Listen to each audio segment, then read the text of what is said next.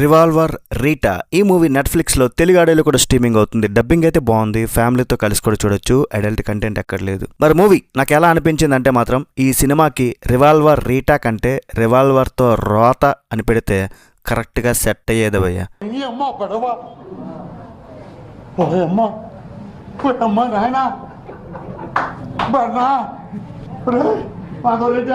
కీర్తి సురేష్ గారి ఫ్యాన్స్ అయితే ఈ సినిమాను చూసి తట్టుకోలేరు.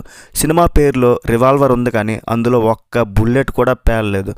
కీర్తి సురేష్ గారు ప్లీజ్ నెక్స్ట్ టైం అయినా ఇలాంటి కథలు సెలెక్ట్ చేసుకునే ముందు ఒక్కసారి మా గురించి ఆలోచించండి. మీరు తీసేది సినిమా, మేము పడేది హింస.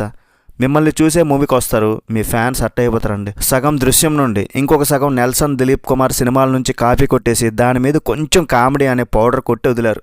ఆ ఫ్యామిలీ అనుకోకుండా రౌడీని చంపేయడం, ఆ శవాన్ని దాచడానికి వాళ్ళు పడే అగవాట్లు, బాబోయ్ ఆ శవం కుళ్ళిపోయిందో లేదో తెలియదు కానీ సినిమా చూస్తున్న మన బుర్ర మాత్రం ఖచ్చితంగా కుళ్ళిపోద్ది.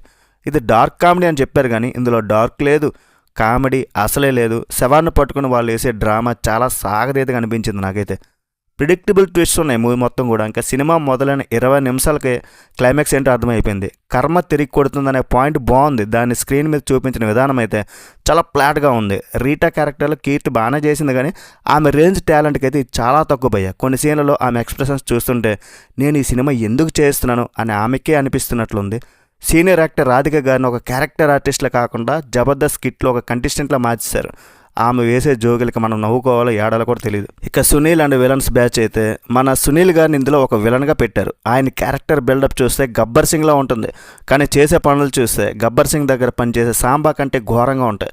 ఇక విలన్ గ్యాంగ్ అయితే రోడ్డు మీద వెళ్ళే ఎవరినైనా పట్టుకొచ్చి గన్ ఇచ్చి యాక్ట్ చేయరా బాబు అన్నట్టు ఉన్నారు. మ్యూజిక్ అండ్ ఎడిటింగ్ విషయానికి వచ్చేస్తే సీన్ రోల్డ్ అండ్ మ్యూజిక్ పెద్దగా హెల్ప్ అవ్వలేదు. ఎడిటర్ ప్రవీణ్ గారు కనీసం ఒక అరగంట అయినా సినిమా కట్ చేసి ఉండే బాగుండేది కదా. ఫైనల్గా గంటలో అయిపోవాల్సిన సినిమాని 2 గంటల 20 నిమిషాల వరకు లాగారు. ఒక్కొక్క సీన్ సాగుతుంటే ఓటీటీలో చూసిన సహనానికి పరీక్ష పెట్టినట్టుంది.